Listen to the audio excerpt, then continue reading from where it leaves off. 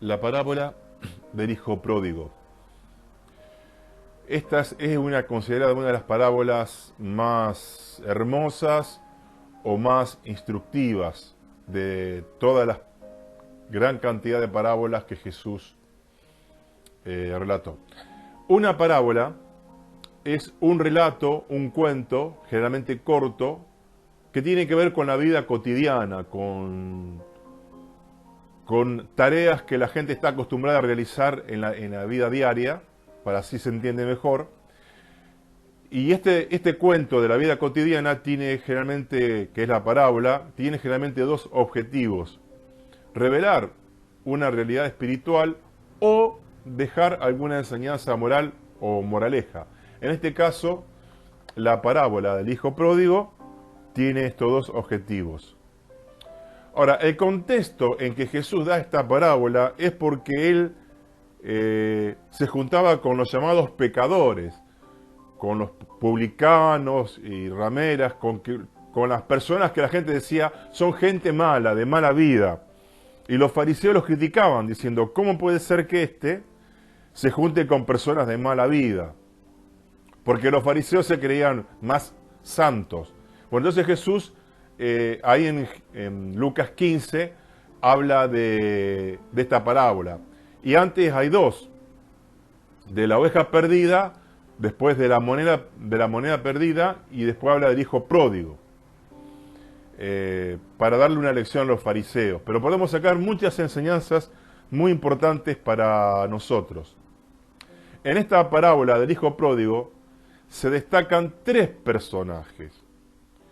Bueno, el pródigo, que es el hijo menor; el padre, que representa a Dios, pero de alguien que casi ni se habla y que Jesús lo incluyó en la parábola, que es el hijo mayor, no perdonador, envidioso y celoso.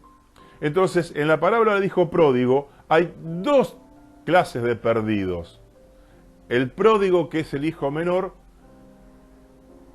y su hermano mayor. Vamos a hablar ahora del hijo pródigo. En realidad, la parábola está mal titulada porque los títulos que hay en nuestras versiones de Biblia, por ejemplo, la Reina Valera, el Sermón del Monte, no son inspirados los títulos. Algunos de los que tradujeron pusieron los títulos, que no está mal. Pero no, en realidad, lo que Jesús quiere destacar en la parábola del hijo pródigo no es tanto lo que hizo el pródigo, sino el padre. El foco de atención está en el padre, porque los fariseos estaban diciendo, ¿cómo vos que te decís el Mesías y estás con esta gente de mala vida? Entonces Jesús quiere decirle, ustedes no conocen el corazón de mío y de mi padre. Entonces, el título sería más adecuado, parábola del padre amante, del padre perdonador, del padre expectante. Bueno, pródigo, vamos a hablar del hijo pródigo, viene del verbo prodigare, que es mover hacia adelante y actuar. Pródigo se dice de la persona, de aquel que derrocha bienes o disipa las riquezas de su familia. Ahora bien, el pródigo comete un error. Anticipadamente, por un impulso, pide la herencia que le correspondía, que era un tercio de la herencia según la ley judía, un tercio de la herencia, que sería mucho porque el padre era muy rico, y en un impulso de independencia de su padre. El pródigo representa nuestras impulsividades cuando nos interesan más las cosas de Dios, las cosas del Padre, que al Padre de las cosas, que al Dios de las cosas. Él no valoraba su relación con Dios, quería irse. Su corazón se fue detrás de bienes. El rey David dijo en el Salmo 16:11, en tu presencia hay plenitud de gozo, delicias a tu diestra para siempre. Pero se ve que esto no se dio cuenta el pródigo. Representa una actitud adolescente, inmadura.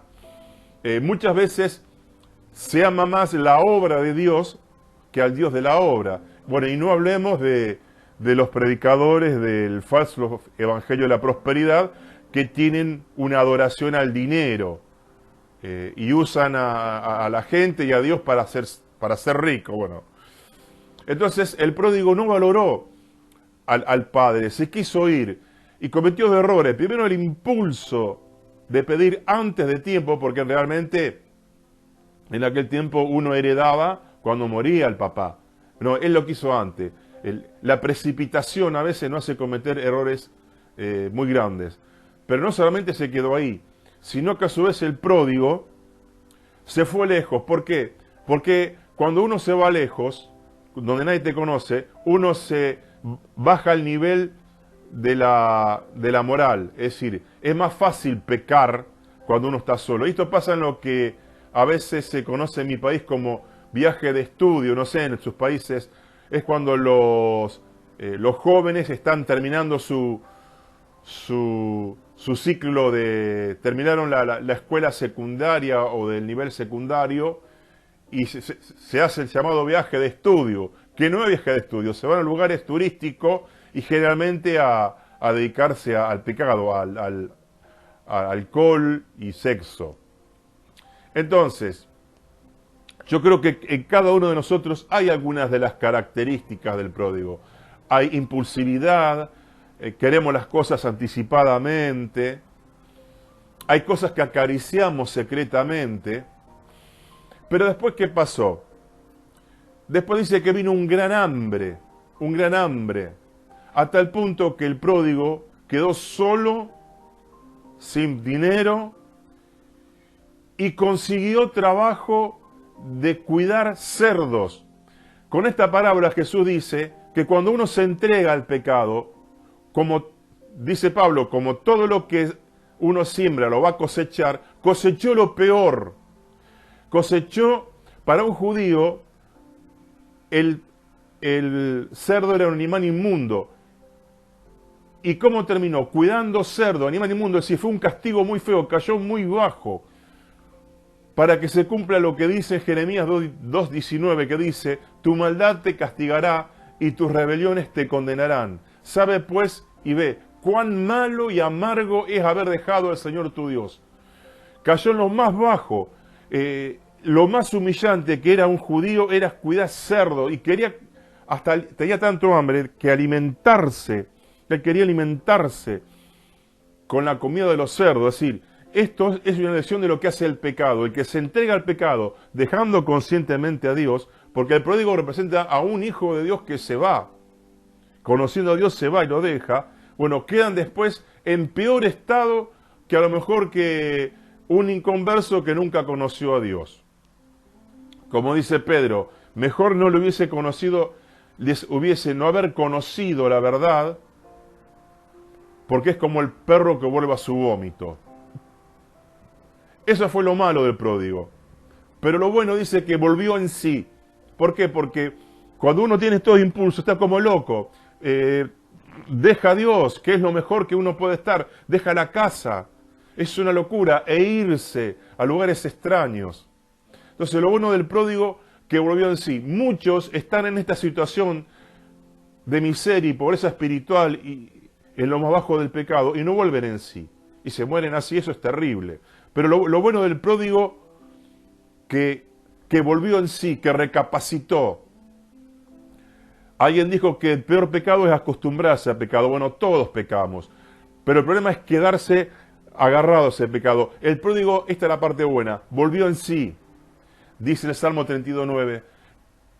No seas como el caballo, como el mulo, sin entendimiento, que han de ser sujetado con cabestro y con freno, porque si no, no se acercan a ti. Hay algunos que están empecinados, dejaron al Señor, están viviendo muy mal, tienen la vida destruida, la familia destruida, pero siguen agarrados y piden consejo, pero el pecado no lo quiero dejar. Y ellos mismos impiden su propia restauración, porque uno les da el consejo y no quieren volver, no quieren dejarlo. Y nos atan a mano, no nosotros. Su actitud de persistir en ese estado le ata la mano a Dios porque Dios lo quiere rescatar y no pueden. Entonces, reconocer mi miseria, mi pecado, Es positivo, es de valiente. Y querer cambiar. Esto es lo bueno del pródigo. Y cuando vuelve el padre, y ahí está el padre esperándolo, me imagino que todos los días el padre miraba por el camino a lo lejos, y el padre lo vio y se acerca. Bueno, cuando vuelve el pródigo, dice que le dice: Padre, he pecado contra el cielo y contra ti. Fíjese qué importante. Todo pecado, aunque a veces se peca horizontalmente, digamos, contra el prójimo, porque lo agredimos, porque le hicimos algún daño, porque le robamos, primero se peca contra Dios. Dios toma todo pecado que se comete en el mundo primero contra Él y después contra la persona que pecamos. Es doble, ¿no es cierto? Entonces, he pecado contra el cielo y contra ti. Dice: hazme como uno de tus jornaleros. Los jornaleros eran los más pobres, el nivel más bajo de lo que un hacendado, un hombre de dinero podía tener, porque eran trabajadores ocasionales. Así que él pide lo mínimo, el trabajo más bajo. Y esto habla muy bien del pródigo, porque el pródigo no vuelve con soberbia. Bueno, acá estoy yo, no pasó nada. No. Hay algunos que no lloran por su pecado. Cometen un pecado terrible y viven como si nada hubiese ocurrido. Yo no digo que tengan que vivir atormentados toda la vida por lo que hicieron. Pero tenemos que llegar al punto de llorar por nuestros pecados. Bueno, el pródigo fue hijo del rigor. Volvió cuando tenía hambre, pero volvió. Tenemos que llegar a detestar al pecado, a ver al pecado como Dios lo ve, pero no para mortificarnos. Porque tenemos que entender que el pecado, el daño que nos hace el pecado es terrible. Entonces dice: hazme como uno de tus jornaleros. No volvió con ínfulas, como se dice. Bueno, vuelvo, pero con estas condiciones. Él no quería ninguna condición. Este es el verdadero arrepentimiento. Ahora pasemos al segundo personaje, el Padre. El Padre, que representa a Dios, es un Padre lleno de gracia, de un amor eterno y un amor incondicional. Para el Padre, el pródigo, aún estando manchado y en la parte más baja de su pecado, nunca lo dejó de considerar hijo. Y esto es muy importante para nosotros. Muchos de nosotros tenemos hijos, nuestros hijos biológicos, muchos que no están en el Señor. No se convirtieron o se apartaron y están como el pródigo, están enredados en pecados sexuales o en vicios o en drogas. Lo importante en este caso es ser como Dios, como el Padre Dios. Que tu hijo sepa que vos siempre lo querés a pesar de su condición. Porque ¿qué dice en Romanos? Que Cristo murió por nosotros aún siendo pecadores. Que tu hijo sepa, apartado, aunque esté muy manchado por el pecado, que vos lo seguís amando. Eso va a ser un mensaje de amor que él no se va a olvidar y eso lo va a traer. No lo condenes.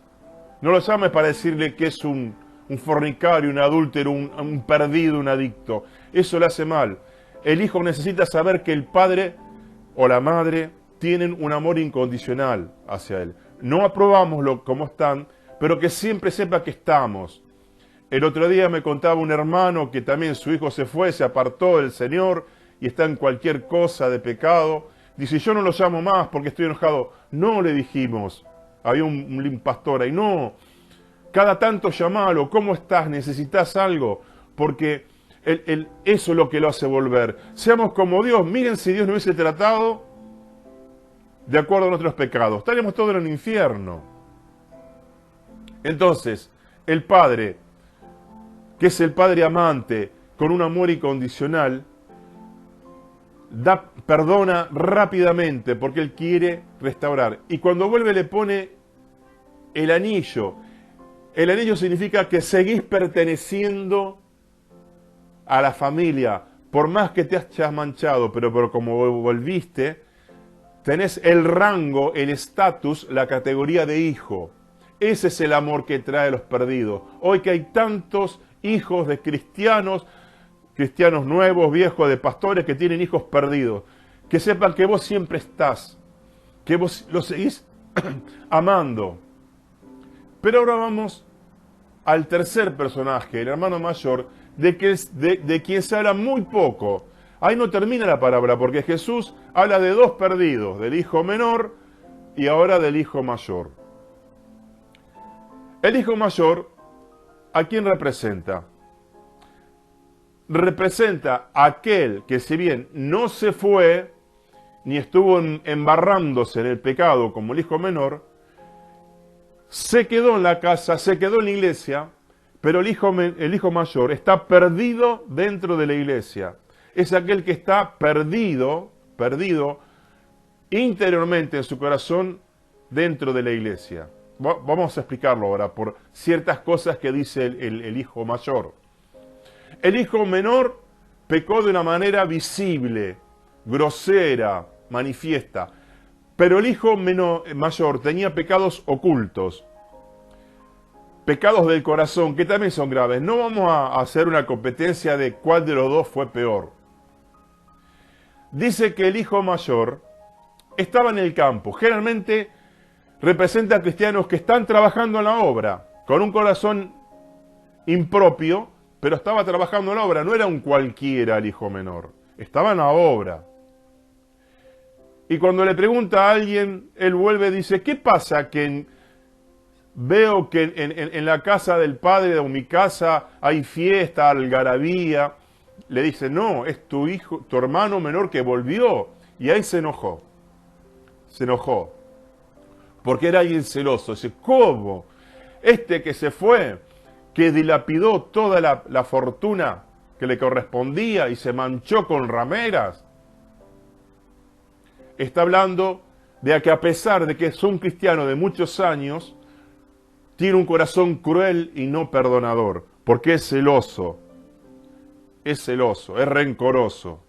Esta es la parte mala. Por eso estaba perdido dentro de la iglesia el hermano mayor. Se enojó. Se enoja cuando, hay algunos que se enojan cuando se les muestra misericordia a otros. Pero ¿qué hizo Dios con todos nosotros? Porque todos pecamos. Y todos merecíamos el mismo castigo. ¿Por qué Él no quiere perdonar?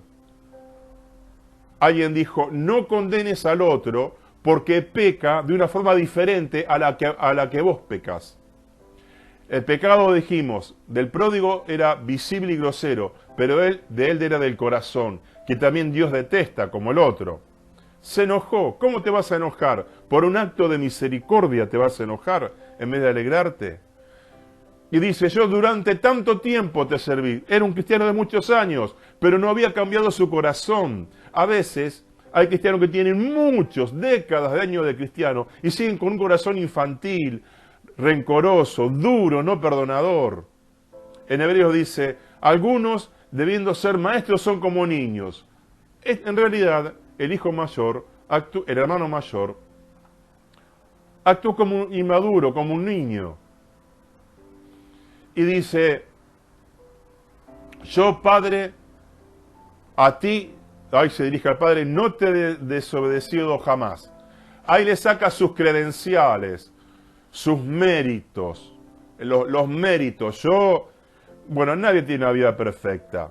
Exteriormente tenía una vida incorrecta, pero por dentro había pecado. Y ese pecado, a veces, de no querer perdonar, de ser soberbio, también causa daño en la iglesia.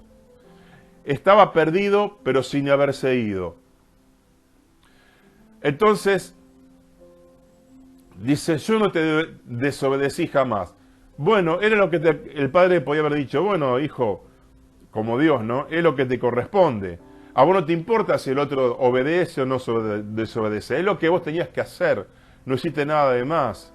Y le dice, tu hijo, que anduvo con rameras, lo trata como no mi hermano. No tiene sentido de familiaridad el hermano del pródigo.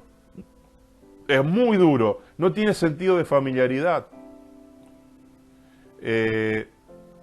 Y ¿saben lo peor de todo? Es que nunca vio a su padre como padre. Por eso no vio a su hijo como hijo. Dice Juan, si no amamos a los hermanos que vemos, ¿cómo amaremos al Padre, a Dios, que no vemos? Porque estaba muchos años en la iglesia con una actitud equivocada. Y esto Y esto pasa muy seguido. Esto pasa muy seguido. Y le dice, consumió todos sus bienes con rameras. Miren, Jesús le reprocha a los fariseos, en Mateo 12:7 dice, si supieran lo que significa misericordia quiero y no sacrificio, no condenarían a los inocentes, porque el menor se arrepintió, ya está. Dice, ustedes no entendieron el corazón de Dios, dice Jesús, por eso cuenta esta parábola. Él quiere la misericordia, no sacrificio. Bueno, ¿qué dijo el hermano mayor? Yo me sacrifiqué tanto por vos, pero ¿de qué te sirvió? Cuidado que con la medida que medimos a los demás, vamos a ser medidos. Si exigimos una vara muy alta de espiritualidad o de moral en los demás y lo condenamos porque no llegan, así Dios nos va a hacer con nosotros. ¿Y qué dice Jesús en el Padre Nuestro? Si ustedes no perdonan, no serán perdonados. Y el Padre termina diciendo, hijo, tú siempre estás conmigo y todas mis cosas son tuyas. Vos podés en cualquier momento también matar el cordero engordado, como hizo el padre para recibir al hijo pecador, y hacer una fiesta con tus amigos. Repetimos, el pródigo nunca logró ver a su padre como padre. No tenía sentido de familiaridad. Era muy ególatra, era muy ensimismado, muy egoísta. Él no vio a su padre como lo que era, como un papá. No ve la familia. La iglesia es una familia. Dios quiere tener una familia y que sus hijos se lleven bien. Entonces, no cometamos ninguno de los dos errores. Ni del pródigo siendo imprudentes, enredándonos en pecado, ni como el mayor, el hermano mayor, que está perdido dentro de la iglesia, porque es celoso, es duro y es cruel con los demás. Seamos como el Padre, perdonador. Ahora está bien, el Padre perdona al hijo pródigo porque se arrepintió. Sin arrepentimiento no hay perdón. Arrepentimiento no es cuando uno llora, sino cuando uno cambia la conducta. Entonces Dios prefiere a alguien que no llore, pero que cambie la conducta, antes que alguien que llore, pero siga en su pecado. Bien, espero que este tema les haya interesado.